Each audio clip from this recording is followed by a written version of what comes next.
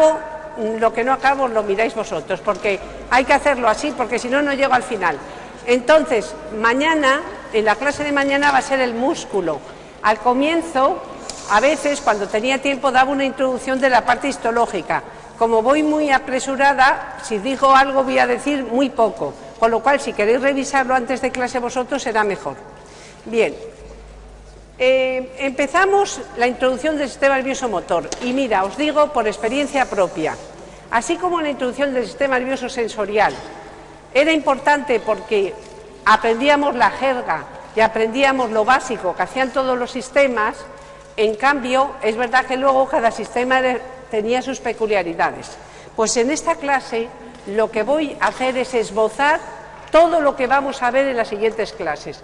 Con lo cual, si vais entendiendo bien la introducción, luego ya es conocer cada parte de los que hoy voy a hablar. Con lo cual es que el sistema nervioso motor, para que os hagáis una idea, desde la primera clase, que es hoy, hasta la última, que será el último viernes, todo el rato voy a estar hablando del sistema nervioso motor. Lo que pasa es que hoy cuento el general de cómo lo hace y luego voy viendo cada parte cómo se procesa, pero siempre tiene que entenderse dentro del contexto general, que es lo que hoy vemos. A ver, empezamos. De modo que, para que nosotros podamos realizar movimientos, necesitamos antes procesar todo lo que viene del mundo externo y del mundo interno. Mediante este procesamiento de la percepción que tenemos de lo que nos rodea, una vez que lo hemos integrado, vamos a generar una conducta, y esa conducta se traduce por movimientos. Y los movimientos, ¿para qué sirve? ¿Qué función tiene el sistema nervioso motor? Pues el sistema nervioso motor tiene funciones muy importantes porque uno es mediante el cual mantenemos la postura y la ajustamos ante los movimientos. Dos, porque es el encargado de que nos comuniquemos con los demás, ya sea por escrito, ya sea hablado en distintos idiomas, ya sea escribiendo en ordenador, escribiendo a mano o por gestos. Y tercero, mediante el sistema nervioso motor nosotros nos movemos, nos podemos mover en coche, conduciendo nosotros, en bicicleta, andando, corriendo. Tenemos capacidad de que nos movamos, no como los vegetales que no se pueden mover. Y el sistema nervioso motor, a diferencia del sistema nervioso sensorial, en el sistema nervioso sensorial partíamos de una energía física que hay en el medio ambiente, la convertíamos en información neural.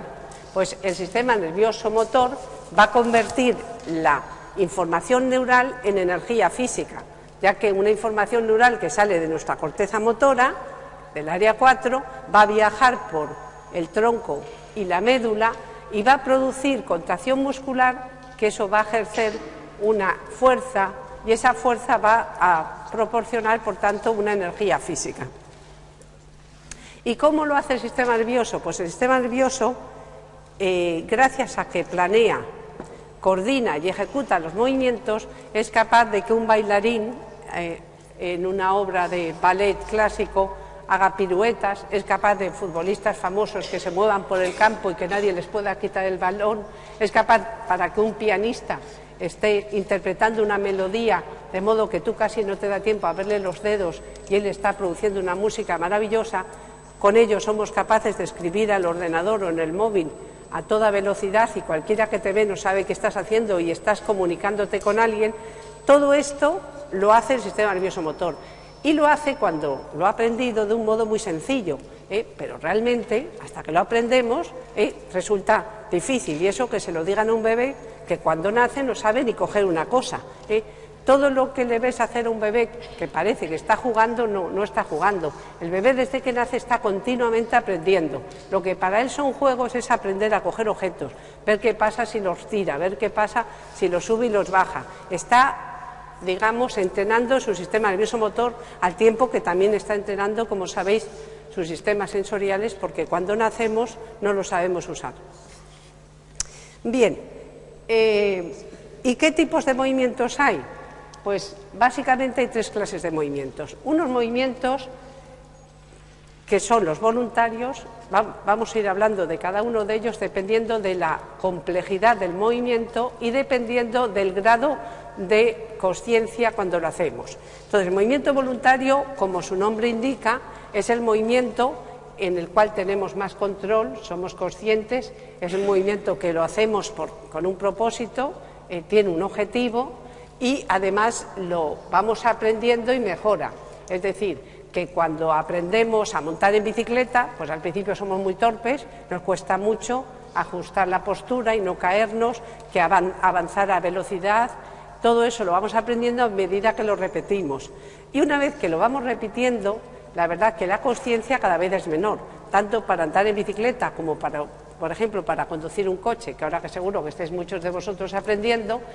Desde la primera vez que empezáis a manejar un coche y vais recordando que hay que embragar para meter las marchas, cada cosa que hacéis al comienzo la pensáis mucho. Cuando lleváis muchos kilómetros conduciendo, todo eso lo hacéis automáticamente y no os enteráis. ¿Qué ocurre? Que se ha convertido un movimiento voluntario en un movimiento automático. Es decir, lo primero es aprender el movimiento, se aprende con la práctica, a medida que lo aprendemos mejora, la calidad del movimiento es mejor. Para tocar el piano, para jugar al tenis, para cualquier cosa que queramos, si queremos hacerla muy bien, hay que repetirla mucho e ir mejorándola. Todo esto son ejemplos de movimientos voluntarios. ¿Y qué diferencia hay con un movimiento reflejo? Pues un movimiento reflejo, a diferencia del voluntario, no lo aprendemos, nacemos con él. Todos los bebés tienen sus movimientos reflejos que a lo largo de la vida no cambian. Como mucho, a veces son menos importantes, son más importantes cuando somos un bebé y luego dejan de ser tanto porque están muy controlados por los movimientos voluntarios. Y todos son estereotipados, son exactamente iguales, son muy rápidos, no son conscientes y están modulados por el estímulo que los provoca. De modo que el estímulo, si es muy fuerte, yo lo que voy a hacer es que toco la cazuela y está muy caliente, el modo de retirar la mano será más rápida según el estímulo sea más doloroso o menos doloroso. Ese es un reflejo de flexión ante un estímulo caliente. Lo mismo podríamos hablar del reflejo rotuliano. Según lo fuerte que le demos al paciente, la extensión de la pierna será mayor. Y por último hay unos movimientos que son los movimientos motores rítmicos. Los movimientos motores rítmicos son movimientos que se repiten continuamente, como puede ser aplaudir, masticar, saltar, andar. Mientras ahí la parte consciente es el comienzo y el final. Luego son unos movimientos que no son reflejos, son automáticos y que se repiten continuamente de un modo inconsciente, con lo cual la parte consciente es el comienzo y el final. Como veis, estos movimientos automáticos son más simples que los que he dicho antes, es decir, que a lo largo de nuestra vida, cuando vamos aprendiendo movimientos voluntarios, gran parte de ellos se convierten en automáticos. Que se conviertan en automáticos no significa que sean reflejos, sino que hemos, digamos, de un modo casi inconsciente, somos capaces de realizar un montón de movimientos al tiempo que hacemos otros. Por eso alguien se puede estar cepillando los dientes y al tiempo haciendo gimnasia, o cepillando los dientes y hablando con alguien. Son movimientos, los dos, hablando, si se entiende, pero es decir, o hablando por teléfono o escuchando por teléfono, es decir, que somos, en el momento en que vamos haciendo automáticos los movimientos, somos capaces de realizar más de un movimiento al tiempo, porque muchos de ellos los tenemos automatizados. En un movimiento, como es lógico, lo que se va a producir es la contracción de un músculo, que el músculo lo que hace es tirar del hueso, lo que no puede es empujarlo. Sí, pregunta. ¿Y un movimiento involuntario como un tic, en cuál de las tres? Es que eso es patológico. Un tic es más bien patológico que fisiológico, con lo cual no es un movimiento, ni es un reflejo, es un defecto del sistema nervioso motor, bien por insuficiencia de alguna vitamina, insuficiencia de sueño. Son movimientos que normalmente el sistema nervioso inhibe para que no se produzcan, y cuando se producen es un defecto. Bien, entonces, en un movimiento tenemos que unos músculos se contraen y otros se relajan, y lo que ocurre es que los músculos lo único que pueden es contraerse, por tanto, tirar en este caso del hueso hacia arriba. Lo que no puede este músculo es empujar al hueso hacia abajo. Por tanto, en una articulación vamos a necesitar músculos a un lado de la articulación para que el hueso suba y músculos al otro lado de la articulación para que el hueso baje o se extienda. Esto conlleva, el hecho de que los músculos solo tiran pero no empujan, conlleva a que en cada articulación tengamos músculos agonistas y antagonistas. Aquí, por ejemplo, si el agonista es el flexor, el antagonista es el extensor. Y a todos los músculos que realizan la misma función sobre esa articulación los llamamos sinérgicos porque son agonistas para esa misma función y los otros son antagonistas. Con esto tenemos un modo de clasificar los músculos, es un modo que utilizan los anatómicos, de modo que vamos a llamar a los músculos, los dividimos en flexores o extensores o músculos agonistas y antagonistas. Pero para poder estudiar el sistema nervioso motor se ha visto que hay una clasificación de los músculos que va a ayudarnos a entender las funciones motoras y son la clasificación que divide a los músculos en mediales y laterales. Músculos mediales son los músculos que se encuentran por el tronco y las partes próximas de los miembros, como son los músculos axiales, que son los que están responsables del movimiento del tronco y que nos ayudan a mantener la postura, o los músculos proximales de los miembros, como son los que están a nivel del hombro, del codo, de la pelvis y de la rodilla, que son fundamentales para la locomoción. De modo que todos los músculos mediales, como veis, gracias a ellos mantenemos y ajustamos la postura para no caernos y además nos movemos. Mediante ellos tenemos la locomoción. Pero hay unos músculos que desde el punto de vista del movimiento voluntario son muy importantes, que son los músculos distales o laterales. Esos músculos son músculos que intervienen ya en movimientos manipulatorios, movimientos más finos y más precisos. Y son los músculos que se encuentran a nivel de las manos, de los dedos de las manos y de los pies. Son músculos que van a ser muy importantes para los movimientos voluntarios. Vamos a pasar. A ver qué le pasa, por qué no quiere pasar. Bien, antes de llegar aquí hay que decir. Entonces, en cualquier movimiento, la cosa es mucho más compleja que contraer y relajar músculos. Vamos a pensar cualquier movimiento. Imaginaros que el movimiento es que yo coja el libro que está encima de la mesa.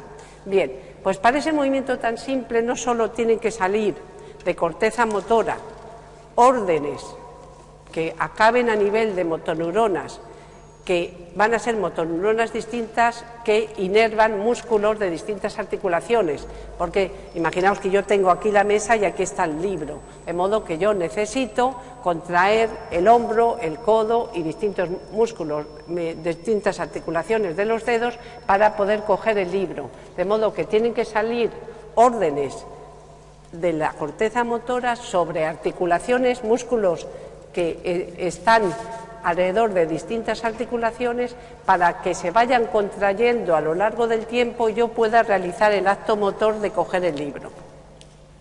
Pero además, para ese mismo acto, yo necesito ajustar la postura, porque en el momento en que muevo los brazos hacia adelante, mi centro de gravedad se adelanta. Entonces, si yo no ajusto la postura, me caigo para adelante.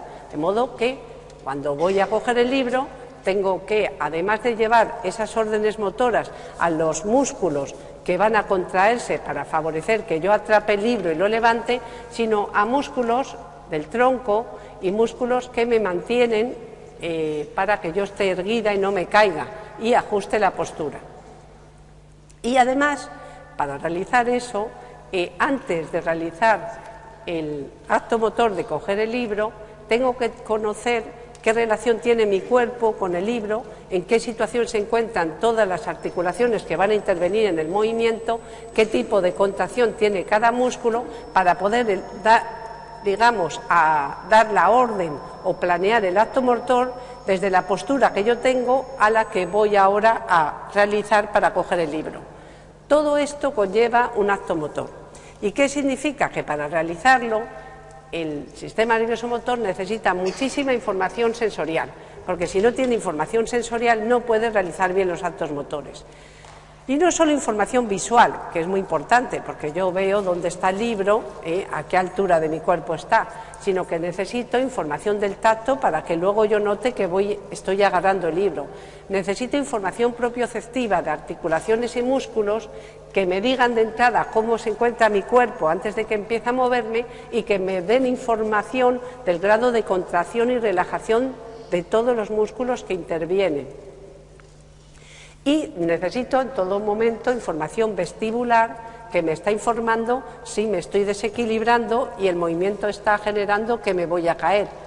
Si hay un movimiento aceleratorio sobre mi cabeza porque me he desestabilizado, tiene que ajustar la postura.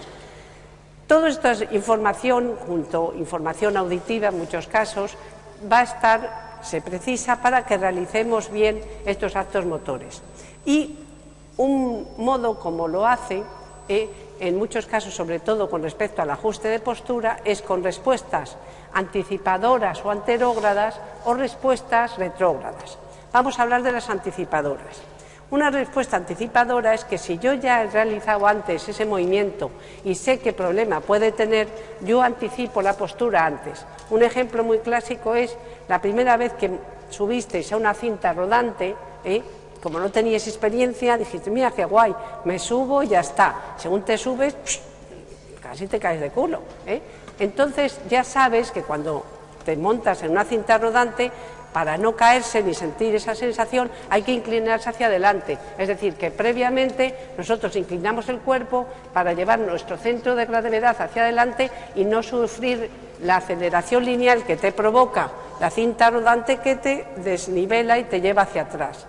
Eso es una respuesta anticipadora que la haces cuando ya has aprendido a ir en cintas rodantes, y sería una respuesta compensadora cuando no lo sabes, vas, casi te caes y luego compensas o ajustas la postura. De modo que anticipadora es cuando tú conoces lo que puede pasar y anticipas tu respuesta para que no te pase, y compensadora es cuando no lo sabes y necesitas compensar para no caerte.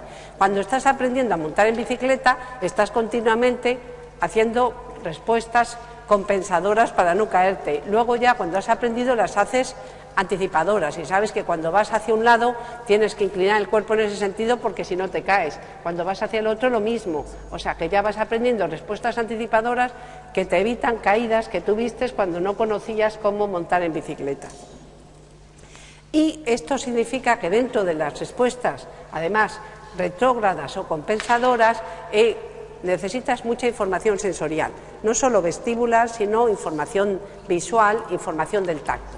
Así, por ejemplo, cuando yo voy a coger el libro, necesito información visual para guiar el movimiento, para que yo atrape el libro. Además, necesito información propioceptiva, porque cuando lo quiero levantar, si me parece que pesa menos y no estoy desarrollando la fuerza suficiente, yo no levanto el libro y estoy dando cuenta que necesito hacer más fuerza si quiero levantarlo. Esa información es información visual y propioceptiva, por la cual yo veo que no desplazo el libro porque no estoy ejerciendo fuerza suficiente. Todo este tipo de respuestas son debidas a ajustes que se realizan por información sensorial. Cuando no tienes información sensorial, este tipo de control de los movimientos que realizamos vamos a tener problemas. Y vamos a ver los niveles jerárquicos. Todo el sistema nervioso motor, aquí tenemos un esquema, y dentro de este esquema hay tres partes que son jerárquicamente distintas: la médula espinal, el tronco del encéfalo y la corteza cerebral. De modo que la parte jerárquicamente más baja es la médula espinal, por encima está el tronco y lo que tiene más jerarquía es la corteza. Los tres niveles, cada uno de ellos puede realizar movimientos: los reflejos espinales, reflejos del tronco y los movimientos voluntarios y automáticos de corteza. Es decir, cada uno de los tres niveles puede realizar movimientos. La complejidad de los mismos va cambiando, va a ser más alta para los movimientos realizados desde corteza que los realizados desde la médula espinal. Y a la hora de funcionar, por tanto, funcionan de un modo paralelo. Cada uno de ellos puede ejercer el movimiento por sí solo o a través de los otros, es decir, que de la corteza puede mandar órdenes al tronco, de tronco a médula. La corteza sola puede mandar las órdenes, puede recibir órdenes del tronco y a través del tronco mandarla, y así sucesivamente. Es decir, que hay jerarquías, funcionan de modo paralelo y cada uno puede ejercer movimientos. Y vamos a dividir, y esto todo está muy bien, porque fijaros una cosa que yo creo que es esencial, y es que tanto el sistema nervioso motor como el sistema nervioso sensorial está muy bien organizado, funciona en equipo, disminuye las tareas al mínimo para mejorar la eficacia y disminuir el número de neuronas implicadas. Con lo cual, a la hora de realizar un acto motor, se dividen las tareas y vamos a tener que hay unas zonas del sistema nervioso motor que lo que se encargan es del plan estratégico, y esos son los ganglios basales y las áreas de asociación de la neocorteza. Otras zonas que lo que se dedican es a pensar y a desarrollar el plan táctico, y es la corteza motora y el cerebelo. Y luego hay otros que son los que ejecutan el movimiento, que es tronco y médula. Vamos a poner un ejemplo para entender cómo es cada plan. Entonces, aunque normalmente en los libros viene sobre juegos americanos que yo no domino ni conozco, el ejemplo que vengo poniendo es sobre el tenis, que aunque tampoco sé mucho, pero lo entiendo un poquito más. Entonces, vamos a imaginarnos a Nadal que tiene que hacer un saque o que tiene que devolver el saque del oponente. Entonces, tiene que realizar un movimiento que es muy importante para que gane o pierda el partido, con lo cual tiene que desarrollar el plan estratégico, luego el plan táctico y luego ejecutarlo. El plan estratégico, pues el plan estratégico, los ganglios basales y las cortezas de asociación empiezan a desarrollarlo. ¿Y en qué consiste? Yo quiero darle a la pelota de un modo que el oponente sea incapaz de devolvérmela y así ganar el punto. Entonces, para eso tengo que tener el viento, el sol, cómo incide, si el oponente es diestro, si estoy en una pista de hierba o de tierra, si está lesionado el oponente y me va a devolver peor así, si estoy yo lesionado y no puedo hacer eso. Todo esto es información que las cortezas de asociación, junto con los ganglios basales, van a utilizar para decidir qué plan estratégico es el mejor. ¿Cómo lo hacen? Pues si tienes mucha experiencia lo vas a hacer muy bien, si tienes poca pues seguro que vas a errar. Por eso los tenistas de élite tienen mucha experiencia, saben desarrollar buenos planes estratégicos y eso es muy importante para que ganen el partido.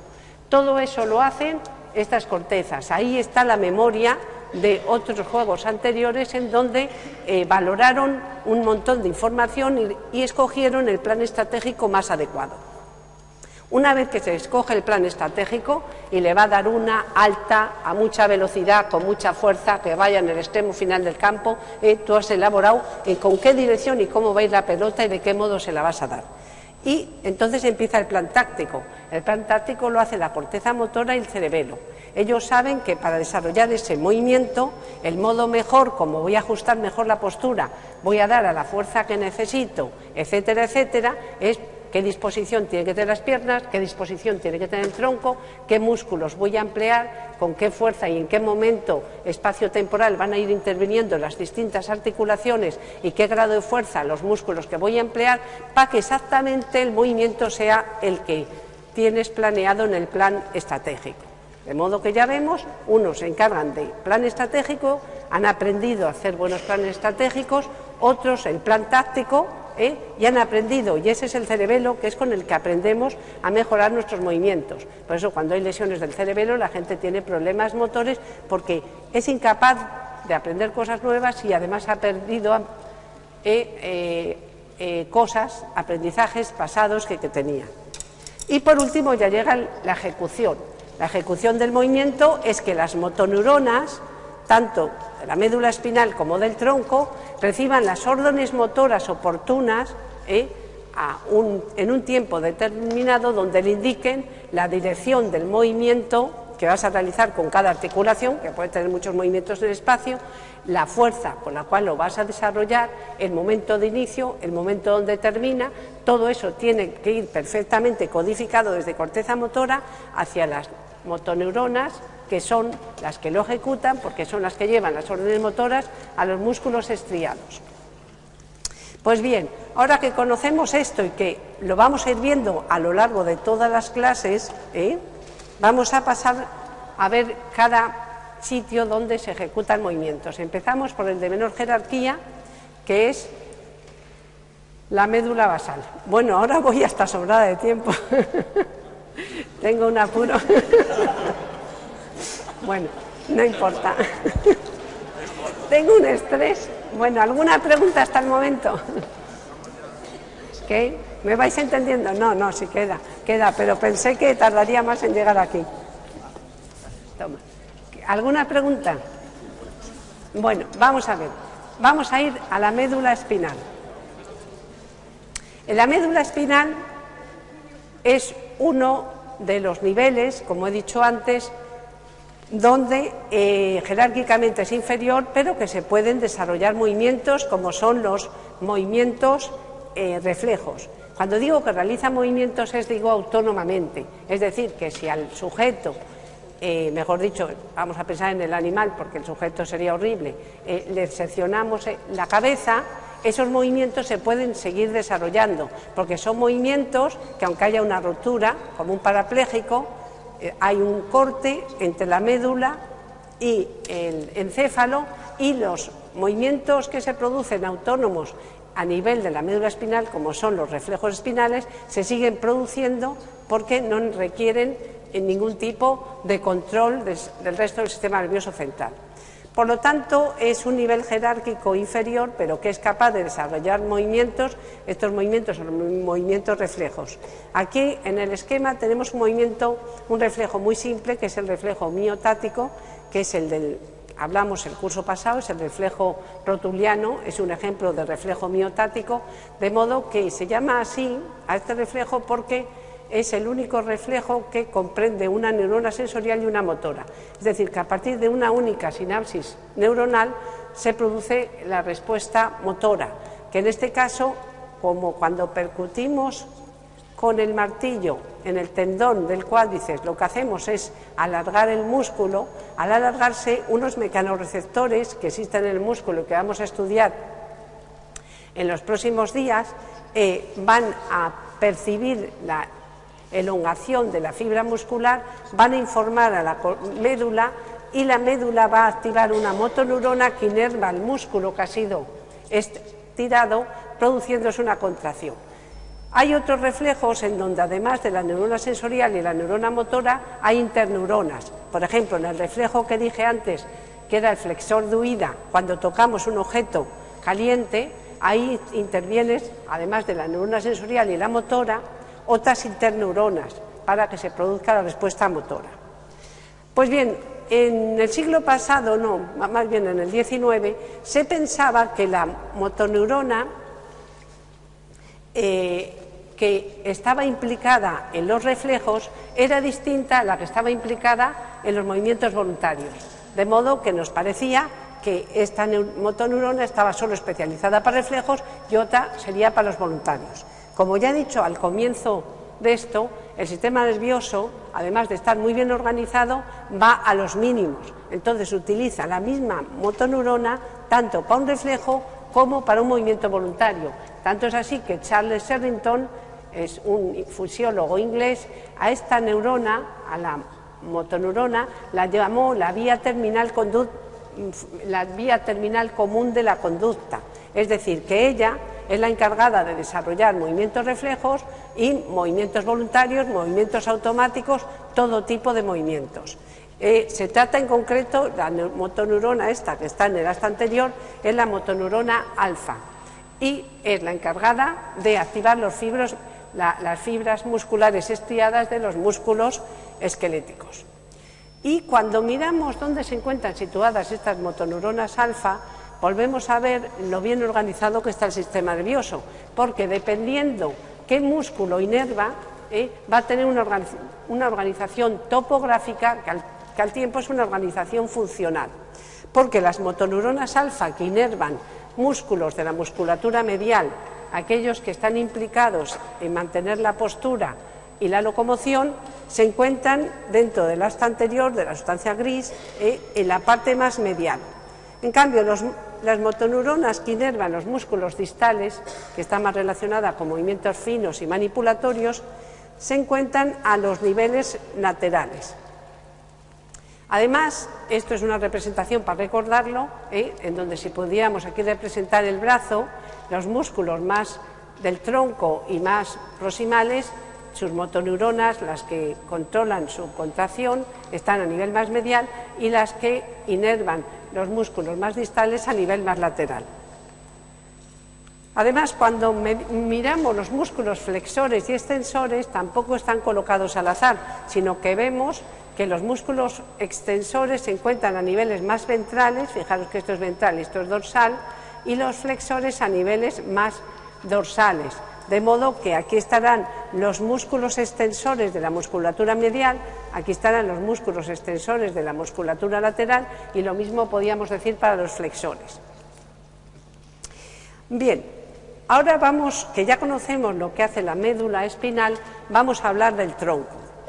Hemos dicho que tanto la médula espinal como en el tronco se pueden desarrollar movimientos de modo independiente. Si los movimientos que se desarrollan en la médula espinal eran los reflejos espinales, los movimientos del tronco van a ser también reflejos del tronco, como por ejemplo pues los reflejos que veíamos el otro día, que cuando oíamos un ruido girábamos la cabeza en dirección al sonido. Eso es un acto reflejo que se ha producido, la fibra aferente entra por el tronco y la motoneurona sale por par craneal del tronco, o en algún caso también puede ser por fibras que van a músculo. Entonces, a músculo de médula espinal, como sería el tracto vestibular, el tracto vestíbulo espinal medial. Pues bien, ¿cómo consigue el tronco todo esto? El tronco lo que va a hacer es integrar mucha información sensorial, igual que lo hacía la médula, y sobre todo integra información visual. Recordáis que al colículo superior le llegaba mucha información auditiva, al colículo inferior tiene mucha información, integra información vestibular que le llega del sistema vestibular y tiene ahí los núcleos en tronco, los núcleos vestibulares que hablamos el otro día, y el núcleo rojo que va a recibir también información de estos sistemas, y la formación reticular, que la formación reticular, como veis, hace de todo, ¿sí? La formación reticular nos mantiene despiertos, hace el ciclo sueño-vigilia, interviene para muchísimos sistemas moduladores y además hay una serie de neuronas, tanto en protuberancia como en bulbo, que van a intervenir en el control del mantenimiento de la postura. Pues bien, todos estos núcleos integran toda esta información visual, somatosensorial, vestibular, auditiva, etcétera, y modula los movimientos a través de dos vías, la vía medial y la vía lateral. La vía medial se llama así porque lo que hace es ejercer sus efectos sobre músculos de la musculatura medial. Si ejerce los efectos sobre músculos de la musculatura medial, que eran los del tronco y proximales, significa que esta vía está implicada en el mantenimiento de la postura y está implicada en la locomoción. Y este tipo de vía, la vía medial, es filogenéticamente más antigua que la vía lateral y efectúa los movimientos o controla los movimientos a partir de tres tractos, que son el tecto espinal, vestíbulo espinal y retículo espinal. De dos de ellos hemos hablado. El tecto espinal, si recordáis, cuando hablamos del colículo superior, dijimos que el colículo superior era una especie de GPS en donde teníamos un mapa de la mitad del campo visual contralateral y era el que guiaba los movimientos de los ojos y del cuerpo hacia algo interesante que había en ese campo visual. Pues bien, el colículo superior, que tiene esta información, manda el tracto tectoespinal y el tracto tectoespinal nos va a permitir realizar movimientos coordinados de cabeza y cuello al tiempo que movemos los ojos en dirección con el movimiento sacádico de los ojos en dirección a la parte del objeto que nos interesa del campo visual. Por tanto, esto forma parte de la musculatura medial. Tenemos el tracto vestíbulo espinal. Los tractos, mejor dicho, porque son dos, los tractos vestíbulo espinales que vimos el otro día, teníamos el tracto vestíbulo espinal medial y el tracto vestíbulo espinal lateral. El tracto vestíbulo espinal medial procesaba o llevaba procesamiento de información que venía de los canales semicirculares, con lo cual tiene que ver con la aceleración rotatoria.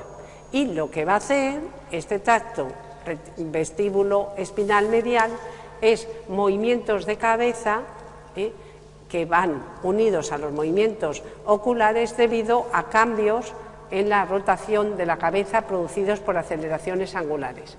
De modo que las aceleraciones angulares, además de dar la respuesta ocular del movimiento de los ojos en dirección contraria a la rotación de la cabeza, da una respuesta a nivel de cabeza y cuello de movimiento de la cabeza también en dirección contraria al movimiento aceleratorio rotatorio. Y además tenemos el tracto vestíbulo espinal lateral. El tracto vestíbulo espinal lateral comienza por información que llega al núcleo vestibular lateral, que llega de los órganos otolíticos, con lo cual es información de aceleración lineal. La aceleración lineal, pues cuando vamos a subir a la cinta, que notamos una aceleración lineal, de repente esa aceleración lineal va a activar a los órganos otolíticos y los órganos otolíticos, mediante el tracto vestíbulo espinal lateral, van a contraer músculos antigravitatorios para evitar que nos caigamos. Va a ajustar la postura ante aceleraciones lineales. Aquí no es una aceleración lineal por la gravedad.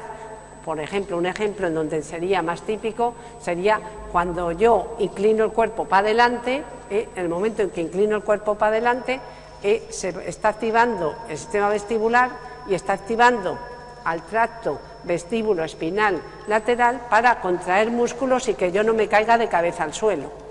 Vosotros podéis notarlo, que suele ser una respuesta anticipada cuando realizáis el movimiento voluntario. Por ejemplo, si os pegáis a una pared y levantáis la pierna, podéis notar que antes de que levantéis la pierna, como vuestro centro de gravedad, en el momento en que vamos levantando la pierna, cuando están las piernas juntas, el centro de gravedad lo tenemos por la línea media del cuerpo.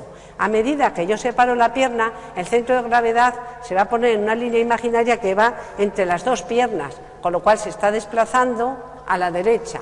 Pues bien, en el momento en que estás desplazando la pierna a la derecha, la pierna contralateral y la parte del cuerpo contralateral va a contraer más para ajustar la postura y que no me caiga, porque el centro de gravedad se ha desplazado a la derecha. Pues bien, todo esto lo realizamos gracias al tracto vestíbulo espinal lateral. Y por último tenemos los tractos retículo espinal pontino y vulvar. Estos dos tractos surgen a nivel de la formación reticular, uno a nivel de la protuberancia, que es el pontino, y otro a nivel del bulbo. Pues bien, la formación reticular va a procesar muchísima información vestibular e información de otros sistemas y va a ayudar esta información también a la postura y a mantener el equilibrio.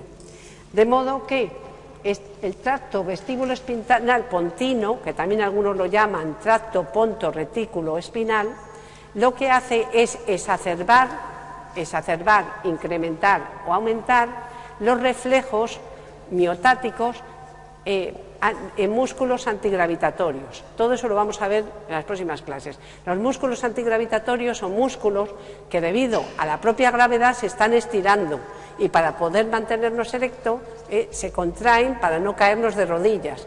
Pues bien, este tracto, el retículo espinal pontino, lo que hace es exagerar eso para que en el movimiento que vamos a hacer no nos caigamos.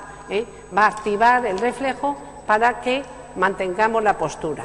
Por el contrario, el tracto retículo espinal vulvar lo que hace es lo contrario, disminuye el efecto reflejo del reflejo miotático en los músculos antigravitatorios, con lo cual el sistema reticular de la formación reticular, como veis, es curioso porque siempre tiene una zona que te duerme, otra zona que te despierta. Aquí tiene una zona que te aumenta los reflejos, otra que te los disminuye.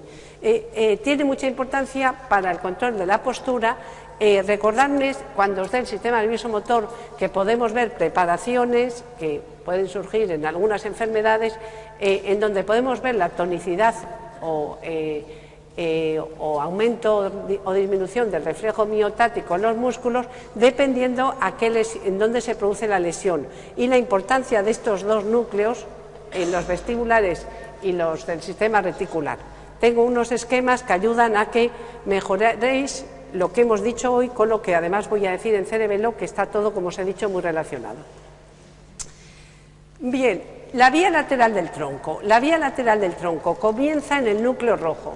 El núcleo rojo es un núcleo que está ahí a nivel de protuberancia y que manda unas fibras a las neuronas motoras de la musculatura lateral por el tracto rubroespinal. De modo que la vía lateral, como su propio nombre indique, lo que va a hacer es controlar musculatura lateral. Como controla musculatura lateral, las funciones van a estar relacionadas con movimientos voluntarios finos y manipuladores. Y el tracto del tronco del encéfalo que controla esto es el rubro espinal. La verdad es que en humanos este tracto es muy poco importante en el control de musculatura lateral. El tracto que realmente es importante en humanos para la musculatura lateral es el que vamos a ver luego, que es el tracto córtico-espinal. Ese sí que controla muy bien la musculatura lateral. No obstante, tenemos este tracto, el rubro espinal, que también actúa sobre musculatura lateral y que parece que puede llegar a tener importancia cuando hay lesiones en el tracto córtico-espinal. Es decir, que cuando un paciente tiene lesiones en el tracto córtico-espinal, los defectos que tiene de falta de fuerza, de falta de control de los músculos de la musculatura lateral, es suplido en parte por este tracto, el rubro espinal, que hace que las lesiones del paciente no sean tan grandes. Es decir, la poca importancia que tiene en condiciones fisiológicas desaparece o aumenta su importancia cuando hay lesiones en el tracto córtico-espinal.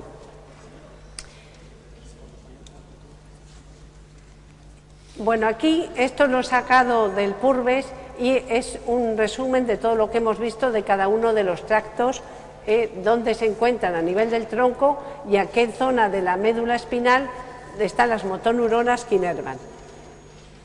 Este es otro ejemplo donde también vemos los que controlan la musculatura medial, terminan aquí a niveles mediales y viajan además por el cordón medial, y los que controlan la musculatura lateral viajan por cordones laterales y van a controlar musculatura lateral.